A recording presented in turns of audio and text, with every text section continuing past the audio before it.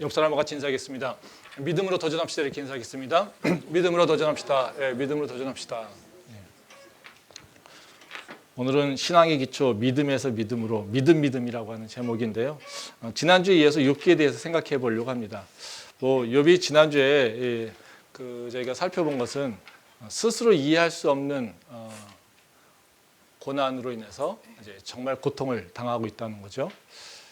욥의 그 고난을 앞에 두고 욥도 이해가 안 되고 또 친구들도 이해가 안 돼서 그들이 알고 있는 그 지식 가지고 이제 서로 해석을 합니다. 그러니까 욥의 친구들이 너 죄 졌으니까 네가 고난 받는 거야. 네가 고난 받는 건 네 죄 때문이야. 그러니까 회개해야 돼. 근데 욥은 자기의 모습을 또 자기가 스스로 평가하고 있으니까 나는 죄인이 아니야. 나는 절대로 죄가 없어. 그러니까 나는 회개할 일이 없어. 이렇게 얘기를 한다는 거죠. 그래서 욥과 친구들이 그 자신들이 알고 있는 그 말씀 그리고 하나님의 그 대한 조그만 지식 가지고 이제 서로를 판단하고 자기의 상황을 판단하고 있다는 것입니다. 그래서 그들이 갖고 있는 그 지식의 핵심은 뭐냐면요, 바로 죄와 고난을 연결시킨다는 거죠. 그래서 우리 삶의 고난은 다 죄 때문이야. 우리가 죄 짓게 되면 바로 고난을 받게 되는 거고, 고난받은 이유는 바로 우리가 죄를 짓기 때문에 그냥 이렇게 얘기를 하고 있다는 거죠. 그래서 계속해서 회개하지 마, 회개할 필요 없어, 이렇게 계속해서 얘기하고 있다는 것입니다. 이것은 우리가 다 잘 알고 있는 얘기죠. 그래서 서로 계속해서 욥과 친구들이 끊임없이 논쟁을 하고 있는데 하나님께서 이 논쟁을 해결해 주십니다. 나타나셔가지고 욥에게 질문을 하시죠. 두 가지 질문하십니다. 첫 번째 질문을 저희가 지난주에 봤죠. 이 첫 번째 질문은 욥기 38장에 나오는 얘기죠. 너가 나의 창조와 나의 그 섭리를 알고 있니? 이거를 물어봅니다. 즉 내가 이 땅을 창조할 때 너는 어디 있었니? 내가 창조할 때 그 이유를 네가 알고 있니? 내가 이 땅을 다스리는데 너가 그 다스리는 나의 섭리를 알고 있니? 이거를 하나님께서 물어보신다는 거죠. 욥이 대답할 게 없죠. 그래서 욥은 가만히 있습니다. 그래서 하나님이 욥에게 나를 함부로 판단하지 마, 나를 함부로 단정짓지 마, 이렇게 말씀하시면 꾸짖는다는 거죠. 하나님을 내가 아는 지식으로 한정하거나 단정짓게 되면 그것은 하나님에 대한 불경한 것뿐만 아니라 사실은 우리 삶에 대해서도 문제가 해결되지 않기 때문에 그렇습니다. 그러니까 우리가 하나님을 단정짓게 된다면, 그리고 아까 얘기했듯이 욥과 이 친구들이 갖고 있는 생각, 그 죄와 고난이라고 하는 것을 연결졌을 때 이 자기의 삶의 문제에 대해서 해결할 점이 없다라는 겁니다. 그러니까 내가 내 상황을 가지고 하나님을 판단해 버리면 내 상황을 해결할 수 있는 해결점은 찾을 수 없다라는 거죠. 그러니까 하나님을 한정시켜 버리면 내 삶도 한정하게 되는 거고요. 내 미래도 단정짓게 되는 거고요. 그러니까 우리의 삶은 즉 하나님과의 관계성이 또는 역동성이 깨져버리는 그런 일이 있다라는 거죠. 그래서 하나님을 잘못 알고 있다라고 하는 것은 그 문제는 그냥 잘못 알고 있어서 문제가 아니라 하나님을 잘못 알고 있을 때 내 삶이 잘못된 방향으로 가게 된다는 거죠. 그래서 하나님께서 말씀하시는 거 바로 그 얘기입니다. 네가 하나님을 잘못 알고 있으니까 너의 고난의 문제도 해결하고 못하고 있지. 나를 잘못 이해하고 있으니까 네가 고난 가운데서도 더 고난 속으로 빠져들어가고 있지. 그리고 네가 나를 잘못 알고 있으니까 너는 그 고난 가운데 희망이나 소망을 품고 있지 못하지. 이 얘기를 바로 하나님께서 욥에게 깨우쳐 주신다는 거죠. 그래서 우리가 신앙생활 할 때 절대 하나님을 미리 단정져서는 안 됩니다. 그래서 이걸 조금 더 이제 고급진 말로 얘기한다면 하나님의 자유를 인정해야 된다는 거죠. 하나님은 내가 판단하는 분이 아니라 하나님 스스로 판단하는 분이고 우리는 그 판단 가운데 들어가는 분. 그래서 하나님의 선택을 자유롭게 우리가 인정해야 되는 것이 바로 이 욥에 대한 첫 번째 질문에서 우리가 기억해야 된다는 거죠. 오늘 이제 두 번째 질문에 대한 얘기를 하려고 하는데요. 오늘 두 번째 질문도 이제 신앙의 핵심에 관련돼서 얘기를 하십니다. 말씀 한번 보겠습니다. 욥기 40장 8절과 9절 말씀입니다. 내 공의를 부인하려느냐? 내 의를 세우려고 나를 악하다 하겠느냐? 내가 하나님처럼 능력이 있느냐? 하나님처럼 천둥 소리를 내겠느냐? 하나님의 그 두 번째 질문은 뭐냐면요. 네가 능력이 있느냐? 나처럼 능력이 있느냐? 이런 얘기죠. 예. 그러니까 이 질문의 내용을 보면 이제 공의와 능력으로 연결지어고 있다는 것을 볼 수 있습니다. 근데 이 질문은 그냥 겉으로 보기에는 어색하지 않습니다. 뭐 그냥 하나님의 의로움을 네가 부정했네? 불편했네? 근데 그러니까 하나님이 능력을 있냐고 물어본다. 뭐 우리한테 어색함이 하나도 없다라는 거죠. 근데 이 질문을 조금 더 자세하게 살펴보면요. 생각해보면 사실은 조금 연관성이 잘 보이지 않습니다. 하나님께서 욥에게 네가 내 공의를 탓하느냐? 이렇게 얘기한다는 거죠. 나를 불의하다고 얘기하지. 예. 그러면 그 다음에 나오는 질문은 뭡니까? 답변은 뭐겠어요? 나는 의로워 이런 얘기를 해야 되죠. 내가 의로움이 있어. 나는 네가 모르는 의로워. 너는 내가 의로운데 나를 의롭다고 얘기하지 않네. 그래서 하나님의 의로움에 대한 판단이 또는 그것에 대한 논쟁이 있어야지 된다는 거죠. 근데 의로움에 대한 얘기는 하고 있지 않아요. 뭘 얘기합니까? 너 능력 있어? 이렇게 물어본다는 거죠. 그러니까 의로움과 능력이 단순하게 연결된다면 이게 되게 무서운 얘기예요. 사실 의로움을 우리가 힘으로 판단할 수 없는 거잖아요. 그렇죠? 근데 지금 하나님은 되게 재밌게 당신이 의롭다고 얘기하시고 뭐로 얘기하십니까? 능력이 있냐고 물어본다는 거죠. 그러니까 너는 능력 끝거로 얘기한다면 넌 능력이 없어. 그러니까 넌 절대 의로울 수 없어. 이런 얘기잖아요. 근데 우리가 이렇게 얘기한다면 뭐겠습니까? 인정 못하죠. 야, 그럼 내가 힘이 없으면 능력이 진짜 의로울 수 없다는 얘기야? 뭐 이런 거잖아요. 그렇죠? 그러니까 지금 그런 얘기를 하고 있다는 거죠. 근데 하나님은 왜 욥에게 의로움을 얘기하면서 능력에 대해서 질문하실까? 우리가 이해가 안 되는 부분이지만 분명히 하나님께서는 그 의도가 있다는 거죠. 그래서 오늘도 지난주처럼 바로 이 질문 가운데 하나님께서 제기하고 있는 신앙의 문제가 뭔지 한번 생각해 보고요. 그리고 우리가 바른 신앙을 갖기 위해서는 우리가 어떤 태도로 믿음 또는 삶을 살아가야 될지 그 기준점에 대해서 좀 생각을 좀 해보도록 하겠습니다. 첫 번째로 하나님이 공의와 능력으로 욥에게 제기하고 있는 문제는 뭐냐면요. 그겁니다. 문제를 그 질문을 다르게 얘기한다면 너의 구원주는 누구니? 이런 겁니다. 너는 누가 구원주라고 믿고 있니? 이것을 질문하신다는 거죠. 욥은 겉으로는 하나님이 자신의 구원주라고 고백하고 있지만 하나님이 보기에는요, 욥은 그렇게 고백하고 있지 않다는 거예요.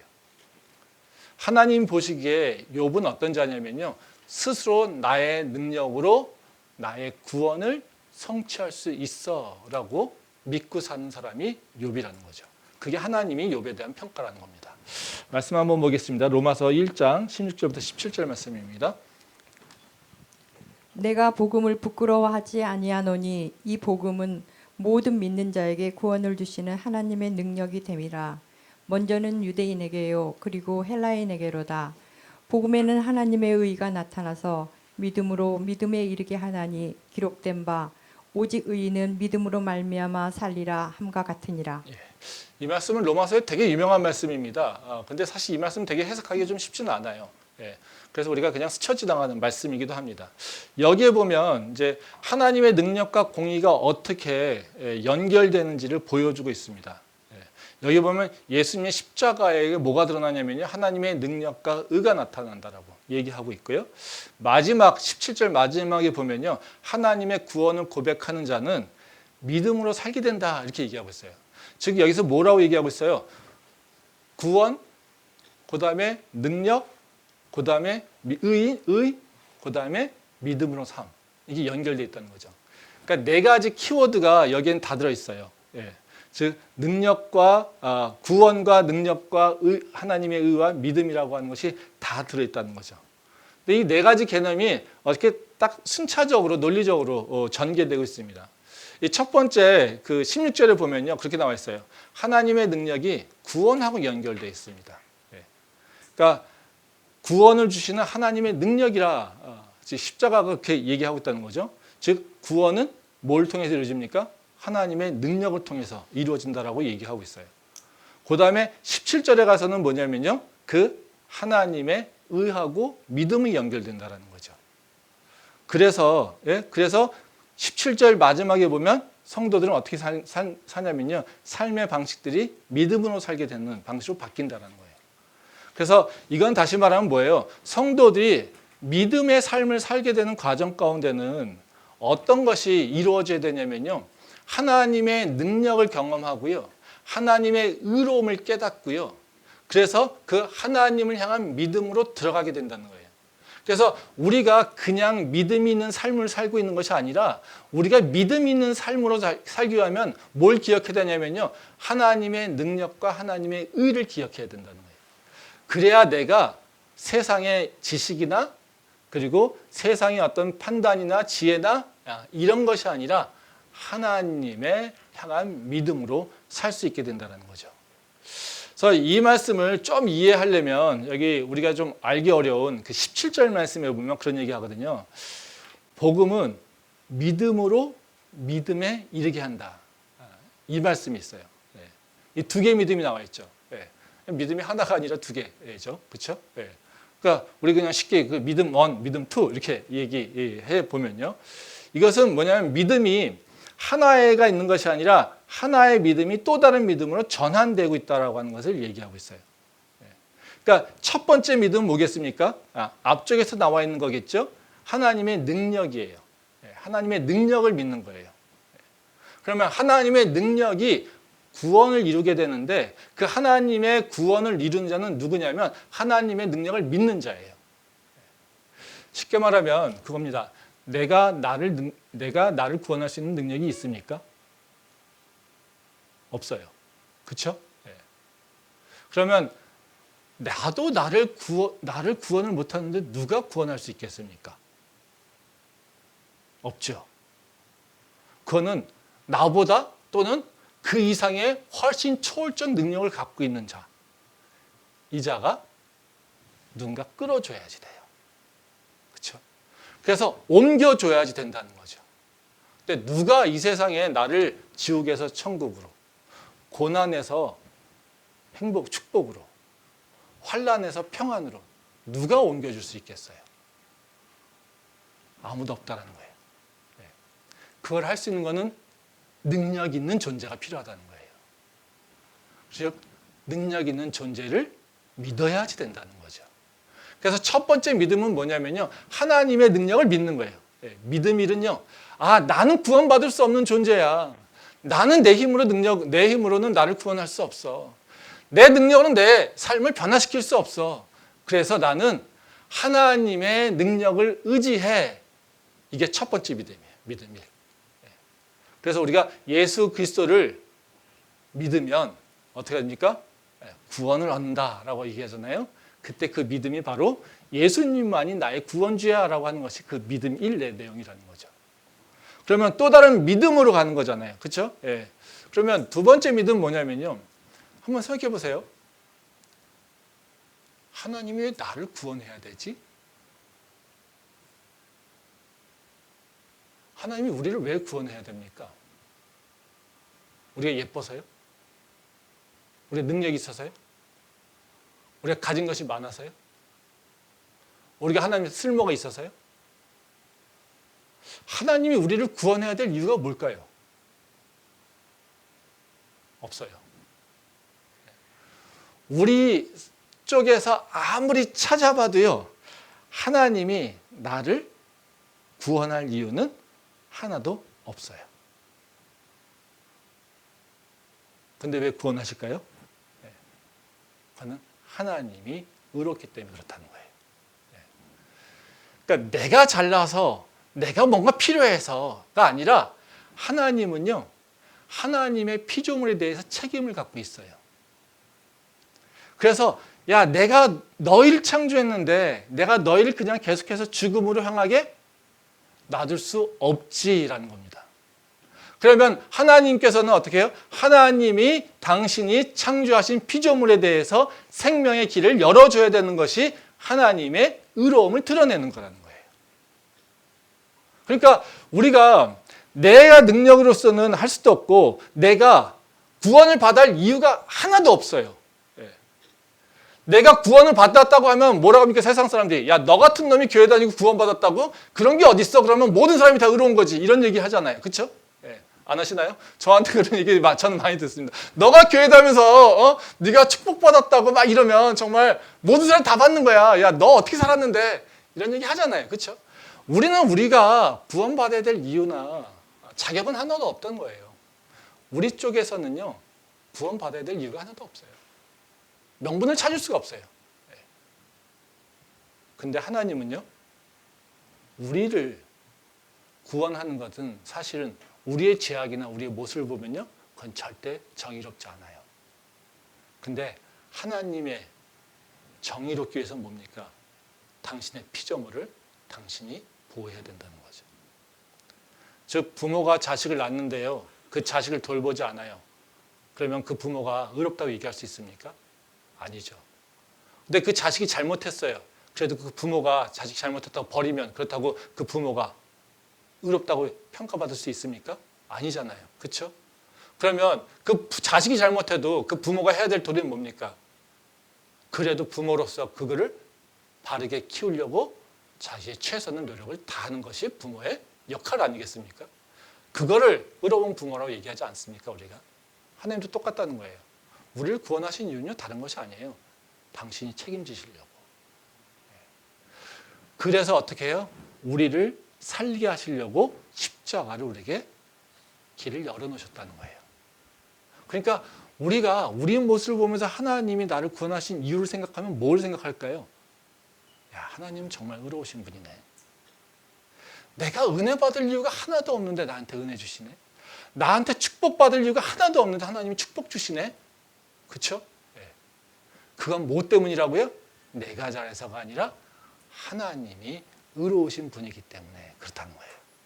그러니까 첫 번째 하나님의 능력으로 딱 옮겨와서 내가 구원받았다고 나 천국 갔어요. 나 하나님 자녀라고 막 자랑하고 있는데 기뻐 있는데 근데 나를 다시 돌아보면요. 나는 자랑할 게 아무것도 없어요. 그러니까 뭐 할 수밖에 없어요. 하나님이 의로우신 분이네. 이걸 고백할 수밖에 없다는 거죠. 그러니까 어떻게 살겠어요? 그러면 내 능력으로 내가 잘나서 그것을 의지해 사는 것이 아니라 뭘 그 경험을 하면 뭘 의지하고 살겠습니까? 하나님의 은혜를 의지하고 살겠죠. 이게 믿음 2예요. 네. 하나님의 은혜를 의지하며 그 은혜를 기대하며 사는 것. 그래서 처음에는 나는 아무런 소망이 없어요. 능력이 없기 때문에. 그렇지만 하나님의 능력이 있음을 믿습니다. 그래서 예수 그리스도의 십자가의 능력을 믿기에 내가 구원받았음을 선포합니다. 이게 믿음 1. 와, 근데 내가요 아무런 자격이 없네요. 그럼에도 불구하고 하나님께서는 당신이 나를 사랑하시고 당신이 나를 창조하셨기에 나에게 계속해서 끊임없이 은혜를 베풀어 주시고 축복하시네요. 그러게 나는 하나님 당신을 의지하고 살 수밖에 없습니다. 이게 믿음 2예요. 그래서 믿음에서 믿음으로 옮겨가는 것이고 하나님의 능력이 을 통해서 우리가 구원뿐만 아니라 하나님의 의를 깨닫게 된다는 거죠. 욥은 어떻게 살고 있을까요? 욥은 사실은 믿음에 1도 없고 믿음에 2도 없는 모습이라는 겁니다. 말씀 보겠습니다. 욥기 31장 5절에서 8절 말씀입니다. 만일 내가 허위와 함께 동행하고 내 발이 속임수에 빨랐다면 하나님께서 나를 공평한 저울에 달아보시고 그가 나의 온전함을 아시기를 바라노라. 만일 내 걸음이 길에서 떠났거나 내 마음이 내 눈을 따랐거나 내 손에 더러운 곳이 묻었다면 내가 심은 것을 타인이 먹으며 나의 소출이 뿌리째 뽑히기를 바라노라. 이 말씀은 욥이 자신의 그 의로움을 주장하는 얘기입니다. 여기 그 욥기 31장 보면요. 이런 내용이 계속 나와요. 그래서 그 핵심적 내용은 뭐냐면요. 자신은 거짓 없이 행동했다 이겁니다. 그런데 하나님이 공평하지 못하게 판단했어. 그래서 난 지금 고난을 당하고 있어. 내가 만약에 그 거짓을 해서 돈을 벌었다라면 내가 속임수를 써서 돈을 벌었다라면 그 내 모든 재산이 다 다른 사람에게 다 빼앗겨도 나는 아무 말도 안 할 거야. 그럼 지금 무슨 얘기예요? 나는 잘 살았어. 나는 열심히 살았어. 나는 성실히 살았어. 나는 고난받을 사람이 아니라 축복받을 사람이야. 뭘 얘기하고 있어요? 자신이 축복받을 자격이 있음을 강조하고 있다는 거죠. 즉 지금 욥은 축복을 왜 받습니까? 하나님의 은혜로요? 아니요. 자신이 자격이 있으니까. 자신이 의로우니까. 이런 얘기죠. 그러니까 겉으로 보기에는 하나님을 향해서 하나님이 판단하세요. 뭐 공평하게 판단하세요. 이런 얘기를 보면 하나님이 전능자고 하나님이 자신의 주인이라고 얘기하는 것 같지만 실상은 뭡니까? 하나님을 하나도 의지하지도 않죠. 그리고 자기가 지금 누리고 있는 것도 어떻게 해요?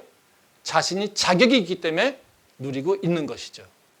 그러면 믿음 뭔가? 믿음의 투? 아무것도 사실은 욥은 갖고 있지 않은 모습이라는 거죠.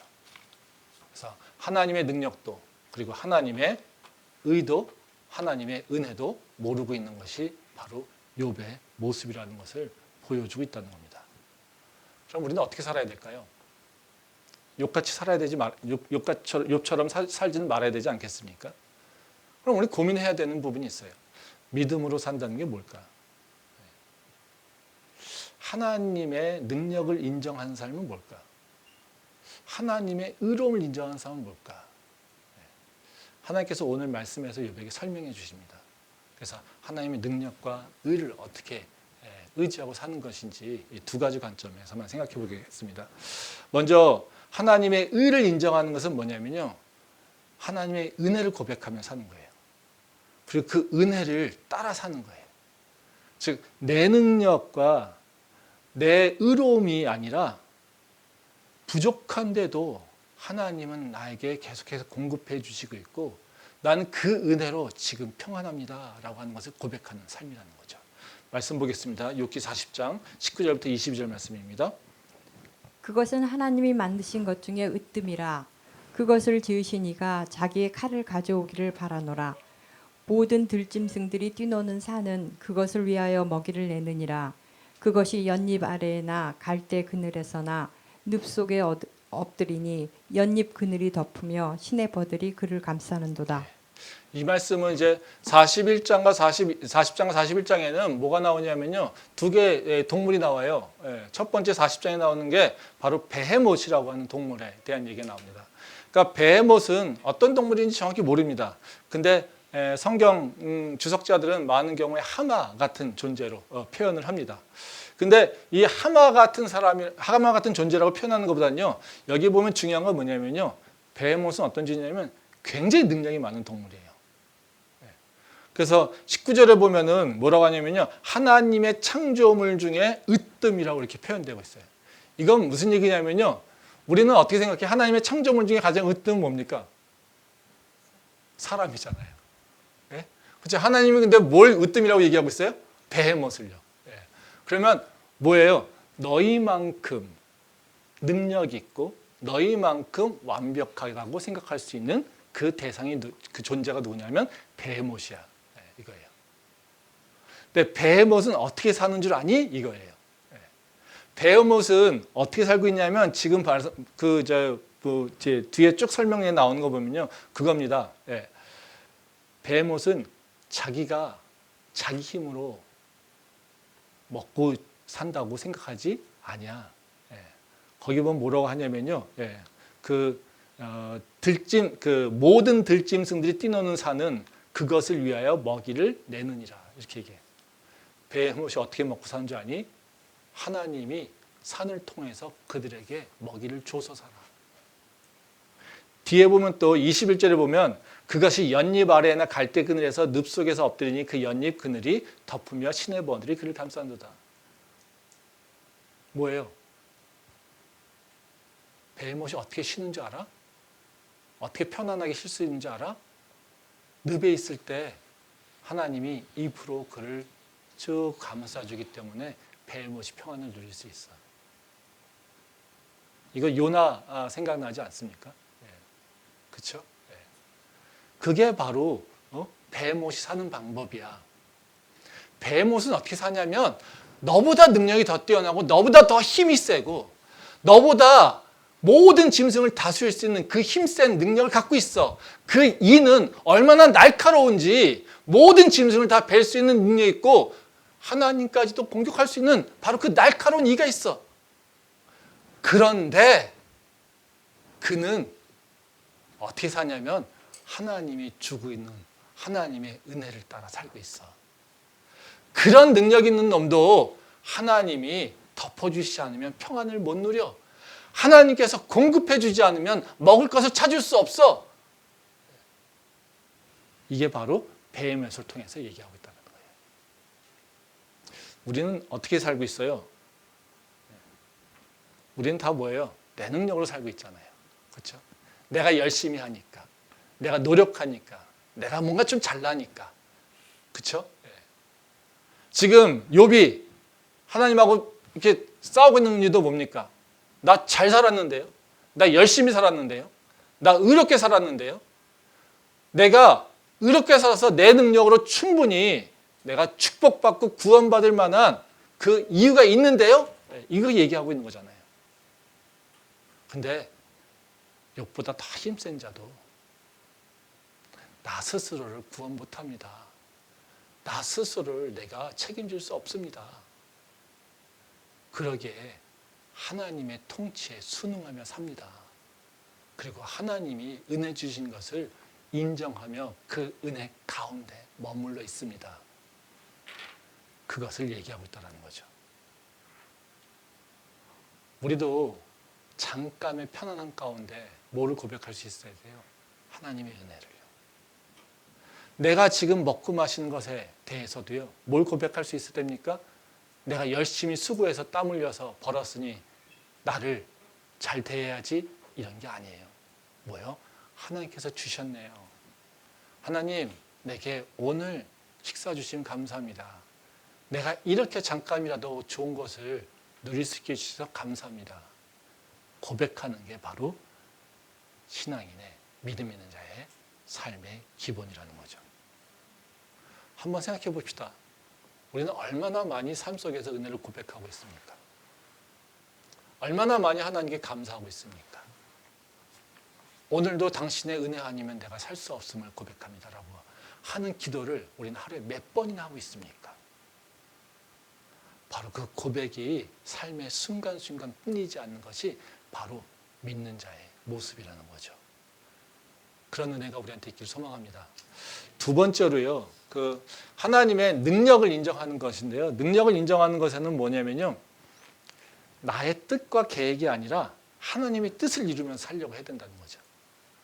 그러니까 내 계획, 내 뜻 이루어지는 것을 목표로 사는 것이 아니라요, 하나님의 뜻이 무엇인지 그 뜻을 이루려고 하는 삶을 살아야 된다는 겁니다.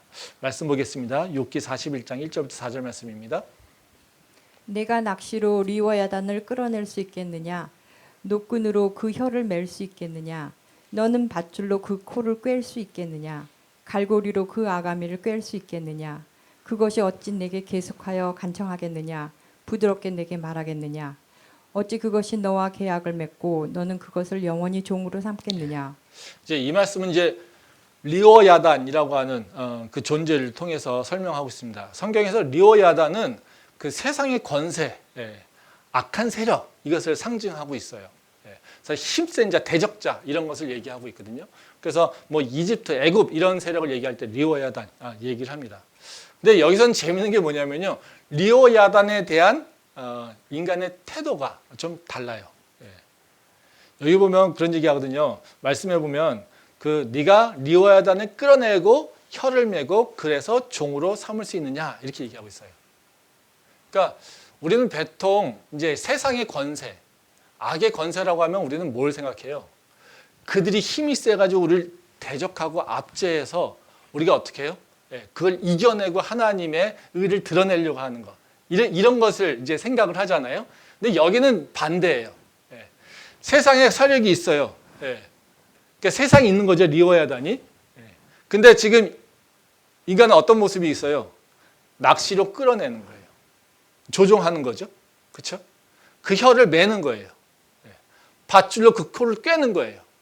그러니까 지금 보면 리워야단에 대해서 이렇게 압제받아서 내가 힘들어 이런 존재가 아니라 뭡니까?